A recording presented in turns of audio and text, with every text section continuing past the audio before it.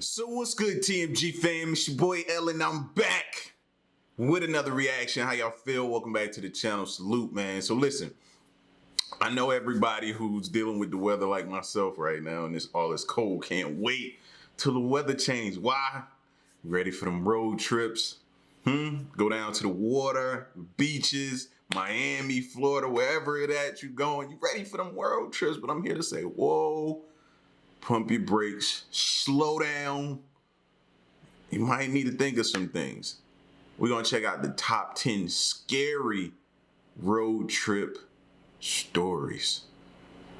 Just something to put in your brain before you hop on that highway. Just making sure you're prepared for what could be thrown your way. That's what I'm here to do, all right? You know what I mean? I ain't here to ruin the fun, none of that.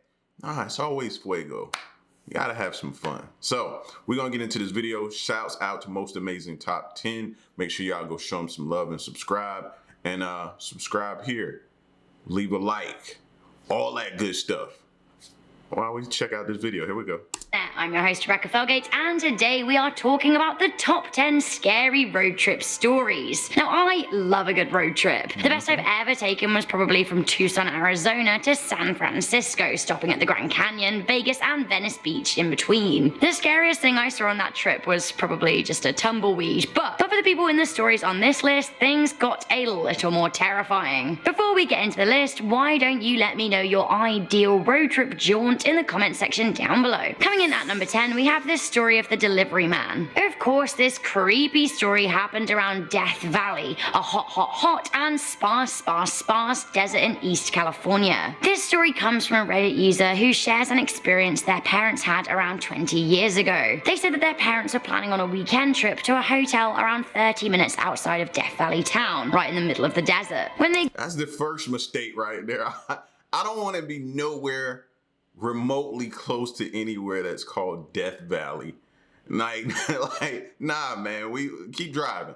Now, I'll tell you when to stop. We need to get far away from this place as humanly possible. Trip to a hotel around 30 minutes outside of Death Valley town, right in the middle of the desert. When they got to the place they were staying in, it looked totally abandoned. The dad got out of the car to look around and the mum stayed inside. Out of nowhere, a guy holding a bunch of newspapers turned up and started approaching the mum, whose window in the car was open. He said that his motorbike had broken down and that he delivered papers to Death Valley town. If he didn't get them there, he would lose his job. The mum couldn't see the motorbike and had a very bad feeling about the guy. Now, the guy begged her to let him in the car and she refused. Eventually, the dad came back around the corner and the paper delivery guy looked panicked. He dropped his papers and ran off into the desert. When the mum and dad went to check into the hotel, the receptionist told them that actually they don't get newspapers delivered to the hotel at all. Wait. Y'all still wanted to stay there after that? After that whole sketchy situation that just took place? No, I don't care where your newspaper is supposed to go, sir. I can't help you. I'm sorry, but no, you came off very, like, serial killerish. Like, I'm cool.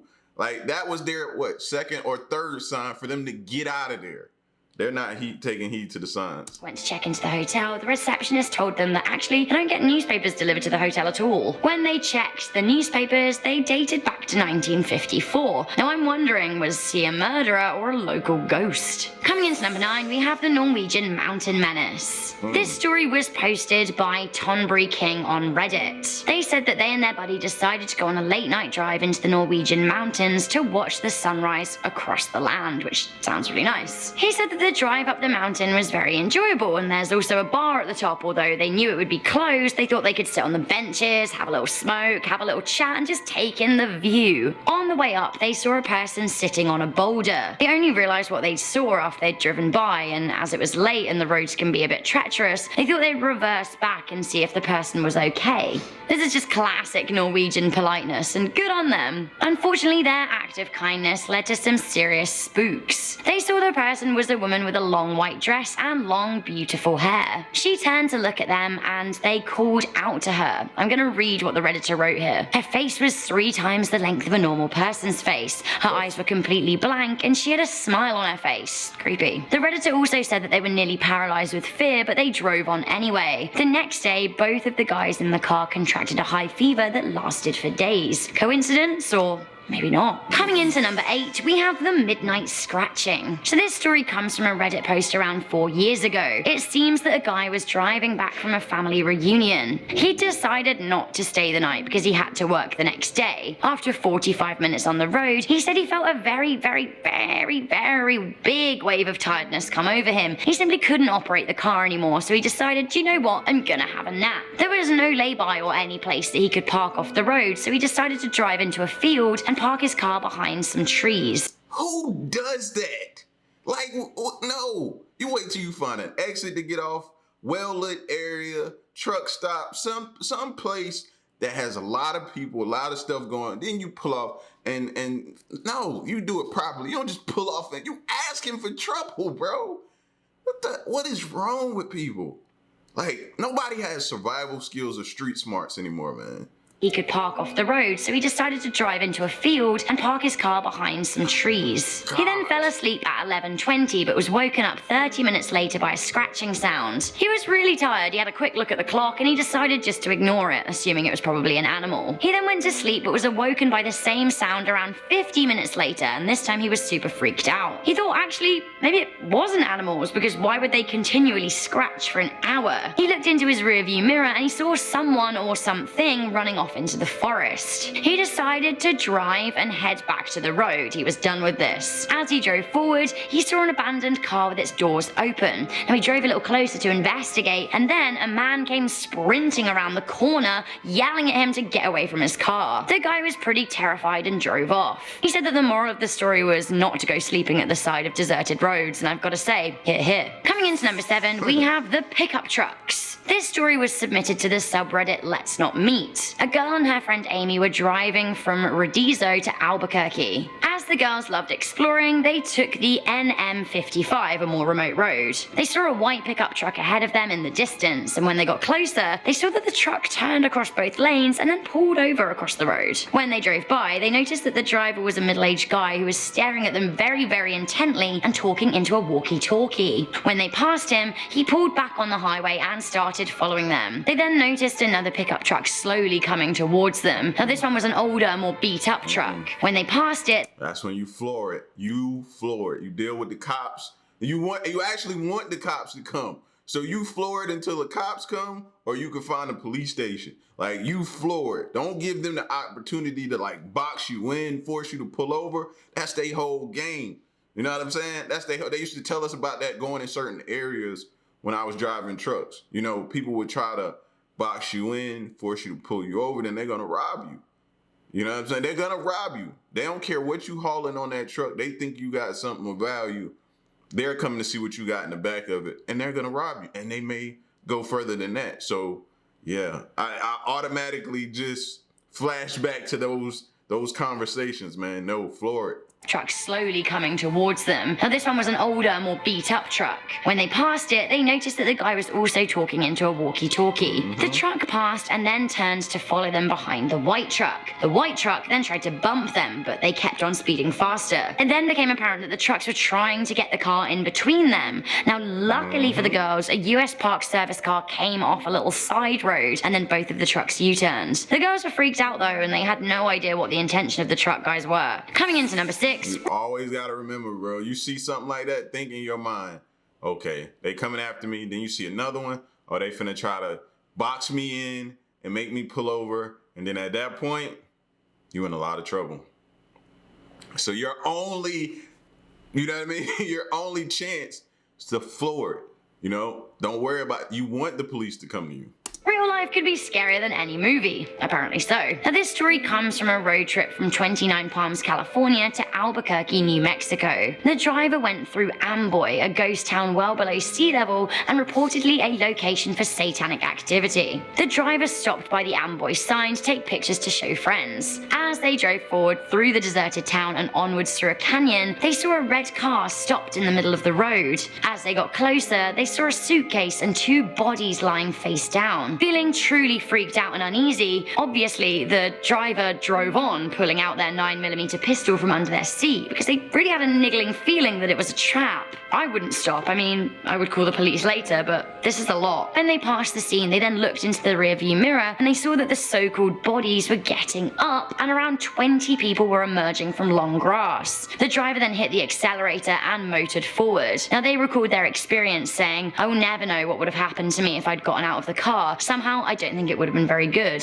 Sometimes real life can be scarier than a movie." I agree. Honestly, sometimes my life is scarier than a scary movie. Coming into number 5, nothing good happens after 2 a.m. I feel like this was an episode of How I Met Your Mother. Either way, sometimes I have to agree. A guy wrote a long and winding tale about a trip he took from Nashville to Kentucky and back again. He'd got into a fight with his girlfriend and he'd wanted to drive to blow off some steam. As he was headed to Alabama, he realized he was running low on gas, so he pulled off Interstate 65 and drove off the ramp near a gas station. This is when he noticed something very strange. The only other car on the road was stopped at a green light. It was after 3 a.m. and the guy driving figured it was weird, but might just have been because the other driver was tired. When the light turned red, the car rolled forward, pulled under the overpass and turned its lights off. The driver didn't want to go forward when the lights went green again, so they waited. When the lights went green a second time, they decided, you know what, they're just going to move on, and the guy then started following him. When he got to the gas station, there was also a police officer. Now he thought, well, maybe I'm going to be safe. That being said, the stalker also followed him into the gas station, parked, and got into the lineup. After the road tripper paid, the stalker also left the line to follow him again. Now the driver said he sped through some red lights on his way home, and it's still the creepiest thing that's ever happened to him. So I visited the Golden Gate Bridge in December, and it was really, really beautiful. That being said, I did have a scary time there, but that is a whole different story for a different day. And number 4, we have the story of the Bay Bridge. So San Francisco has a number of beautiful bridges, including the Bay Bridge and the famous Golden Gate Bridge. A man and his granddaughter were driving the epic route from San Diego to Portland, and they were stopping in San Francisco. They drove over the Bay Bridge and were struck by a diversion. The diversion led them into a district of a town with no streetlights and a very, very eerie vibe.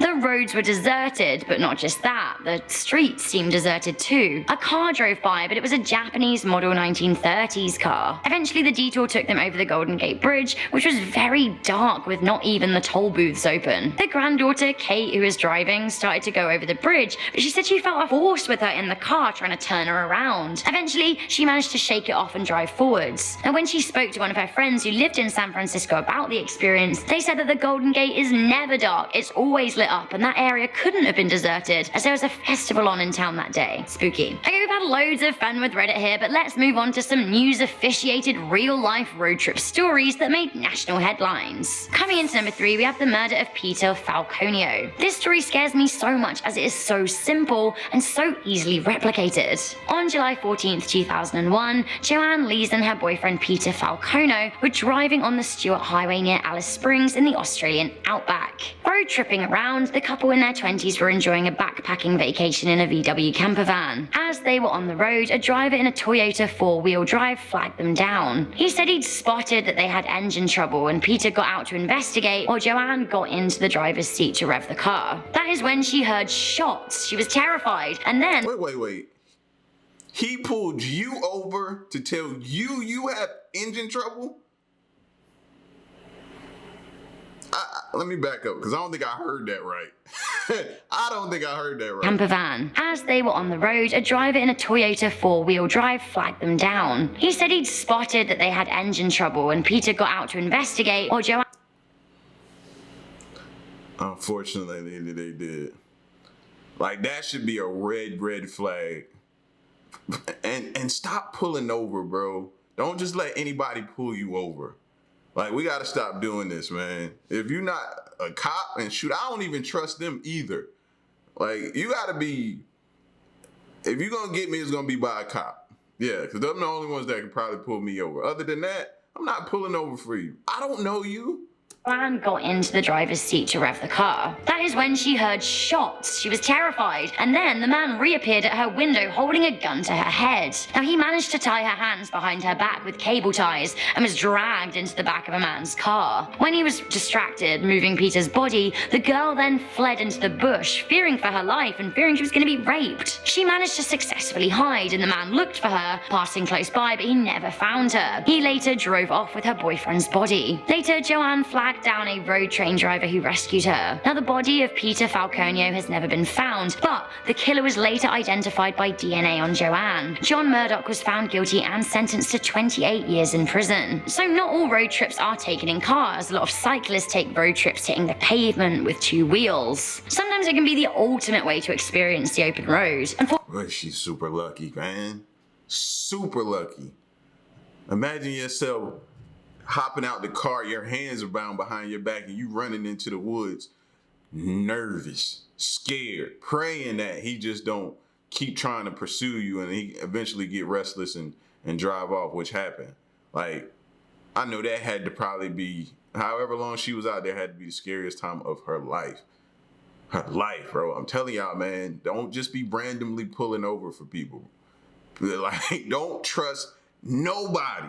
Fortunately, what this cyclist discovered will haunt them forever. At number 2, we have the Menace Killings. The Al family were on a holiday in France and taking a road trip through the Alps when they were shot in their red BMW. Parents Sad and Iqbal and Iqbal's mother were killed. The family's 2 daughters were wounded but luckily survived, although their 4-year-old was found hidden under her dead mother's legs 8 hours after police got to the scene. Next to the car, a French cyclist, Sylvain Mollier, was also shot dead. The scene was discovered by another cyclist, Brett Martin, who rode by the horrifying scene. While the murder investigation was opened, the perpetrator of the 2012 attack has not been found. Some investigators think that the murders were random, which is scarier because there could be a deranged killer waiting to strike again. Finally, coming into number 1, Where were they at, though? See, this is why, like, this looks like a park. It looks like one of these parks that's around where I live at, man. And I always tell Queen about that.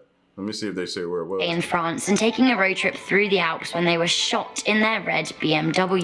Taking a road trip through the Alps. But look, don't these, like, parks look, like, familiar to y'all? With these little paths or these trails that people go back in? They always, like, you don't, do anybody else get like eerie feelings or weird vibes when you be walking down these trails? It just looked like some place where anybody could just jump out. Anybody could be sitting in the bushes or in the woods just waiting to jump out on a couple or somebody that's traveling these paths. And people run these paths, people ride their bikes, they walk these paths, but these paths are not secure, man.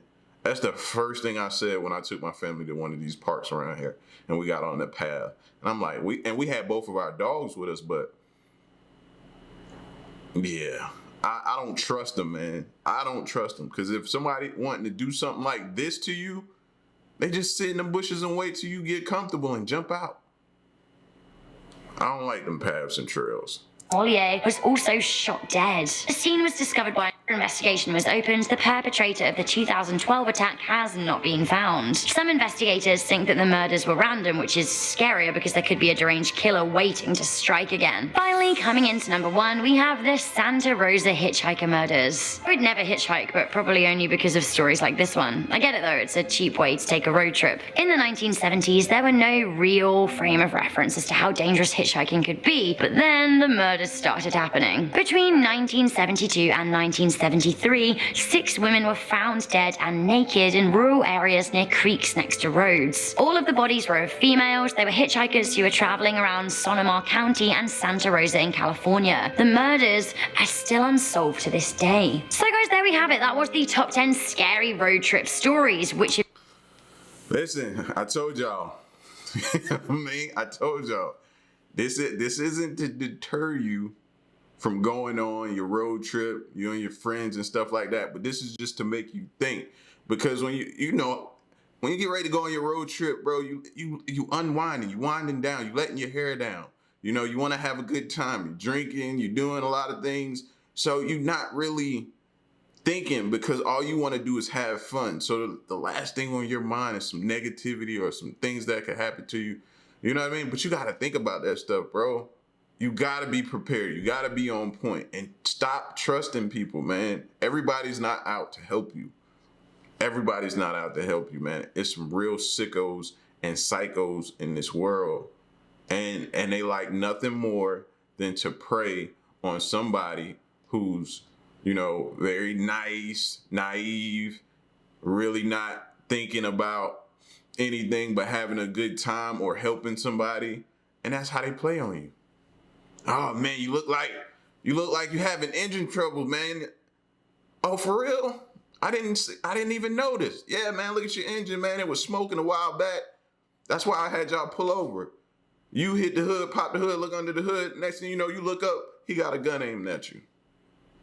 Just that quick. I know we like to believe that everybody's intentions are pure. They're not. They're not. They're not. And I'm going to continue to make you say things to make you look at people differently. You know what I mean? So that's my job, just to make you think about it. Have it in the back of your mind. That way it gives you a chance. All right? Y'all get at me in the comment section, man. The top 10 scary road trips stories. It's your boy L, man. Until the next reaction, I'm gone. Peace.